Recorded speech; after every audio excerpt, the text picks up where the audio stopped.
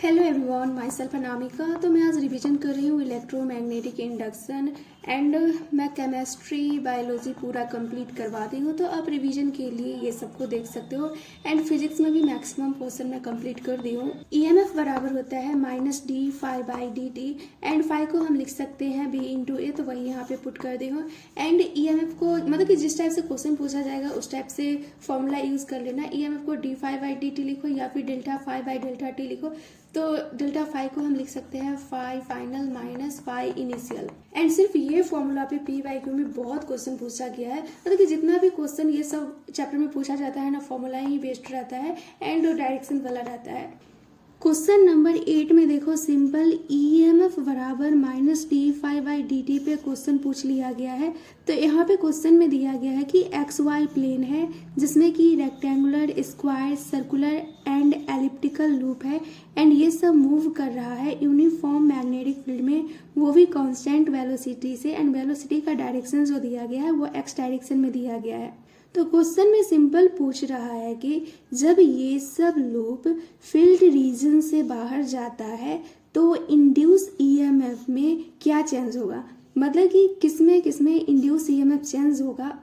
तो देखो ये क्वेश्चन है बहुत सिंपल। ये ईएमएफ बराबर -d phi by d t formula याद है एंड फाई को हम लिख सकते हैं b इंटू ए।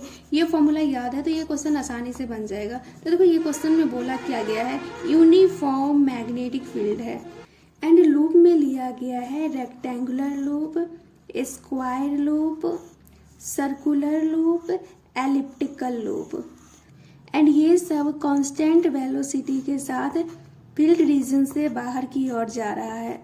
तो क्वेश्चन में हमसे सिंपल पूछा गया है कि ईएमएफ कौन सा लूप में चेंज होगा। तो ईएमएफ को मैग्नीट्यूड के टर्म में लिखे तो ये सिंपल हो जाएगा b into A by d T.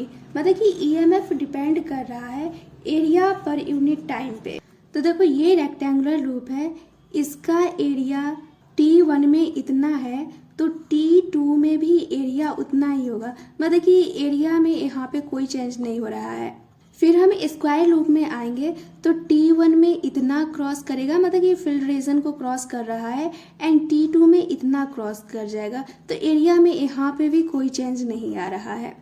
तो ये दोनों में तो ईएमएफ में कुछ भी चेंज नहीं होगा। अब आते हैं सर्कुलर लूप पे। तो सर्कुलर लूप को थोड़ा बिग बना लेते हैं। ये देखो ये है सर्कुलर लूप। तो सर्कुलर लूप में जब इतना पार्ट क्रॉस करेगा T1 1 सेकेंड मान लो एंड फिर T2 में इतना पार्ट क्रॉस करेगा तो यहाँ पे देखो एरिया चेंज हो रहा है।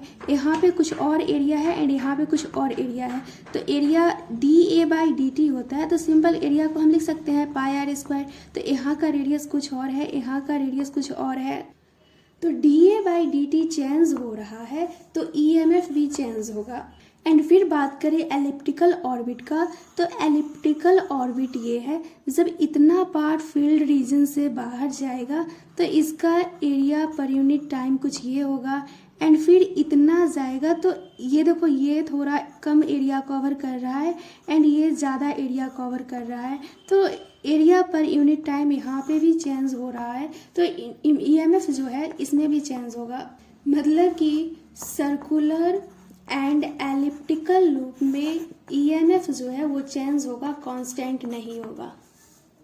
तो देखो क्वेश्चन नंबर 8 का ए दिया गया है। तो सर्कुलर एंड एलिप्टिकल लूप में जो इंड्यूस ईएमएफ है वो चेंज होगा, कांस्टेंट नहीं रहेगा। नेक्स्ट है लेंज लॉ पे। तो लेंज लॉ पे बहुत सारा क्वेश्चन पूछा जाता है। तो यहाँ पे देखो डायरेक्शन में इसमें हमें बहुत ज़्यादा ध्यान रखना पड़ता है। इसमें लेंज लॉ में सिंपल याद रखना। नेक्स्ट है क्वेश्चन नंबर 15। यहाँ पे बोला जा रहा है कि इलेक्ट्रॉन मूव कर रहा है स्ट्रेट लाइन पाथ में एंड यहाँ पे स्ट्रेट लाइन पाथ को एक्स वाई बोला गया है एंड यहाँ पे क्वाइल लिया गया है जो कि एडजेकेंट है इलेक्ट्रॉन के पाथ से एंड ये क्वाइल को बोला गया है ए बी सी डी। तो हमसे सिंपल पूछा जा रहा है कि डायरेक्शन क्या होगा करंट का। तो ये क्वेश्चन जो है सिंपल लेंज लॉ से रिलेटेड है, क्योंकि क्वेश्चन को देखते समझ में आ गया कि यहाँ पे हमसे करंट का डायरेक्शन पूछा जा रहा है। तो लेंज लॉ में हमें एक ही चीज याद रखना है, कोई चीज इंक्रीज होगा तो उसको डिक्रीज करने के लिए तैयार रहेगा। तो देखो क्वेश्चन में बोला क्या गया है, ये एक कॉइल है एंड यहाँ पे पाथ दिया गया है एक्स वाई, इधर से इलेक्ट्रॉन फ्लो हो रहा है एंड हमसे पूछा जा रहा है कि ये कॉइल में करंट का डायरेक्शन क्या होगा। तो सिंपल हमें पता है कि इलेक्ट्रॉन एंड करंट का जो डायरेक्शन होता है वो अपोजिट होता है। तो इलेक्ट्रॉन इधर की ओर फ्लो हो रहा है तो करंट इधर की ओर फ्लो होगा। मतलब कि अब इलेक्ट्रॉन को भूल जाओ एंड इलेक्ट्रॉन को भूल के यहाँ पे करंट का डायरेक्शन इधर है। पहले करंट यहाँ पे होगा, फिर यहाँ आया, फिर इधर आएगा, फिर इधर आएगा, इधर इधर, ऐसे करके करंट फ्लो करेगा। तो देखो मूविंग चार्ज एंड मैग्नेटिज्म में मैं बहुत ही अच्छा से बता दे रही हूँ कि करंट का डायरेक्शन दिया रहता है तो हम उससे मैग्नेटिक फील्ड कैसे निकालते हैं एंड इस टाइप से ही डायग्राम बना हुआ था। तो इधर करंट का डायरेक्शन है तो करंट के डायरेक्शन में हम अपना थंब रखेंगे एंड इधर हमें मैग्नेटिक फील्ड फाइंड करना है तो इधर की ओर फिंगर को कर्ल करेंगे तो मैग्नेटिक फील्ड जो है वो इनवर्ड आ रहा है। इनवर्ड के लिए क्रॉस का साइन रहता है एंड आउटवर्ड के लिए डॉट का साइन रहता है। एंड ये कॉइल में मैग्नेटिक फील्ड इनवर्ड किस कंडीशन में बनेगा, तो देखो मैं सिंपल बताई थी कि कॉइल लेना दो, एक के तरफ कर दो कि करंट क्लॉकवाइज में फ्लो हो रहा है एंड एक में करंट जो है वो एंटी क्लॉकवाइज में फ्लो हो रहा है। तो मैं बोली थी इसके लिए मैग्नेटिक फील्ड का डायरेक्शन डायरेक्ट याद रख लो।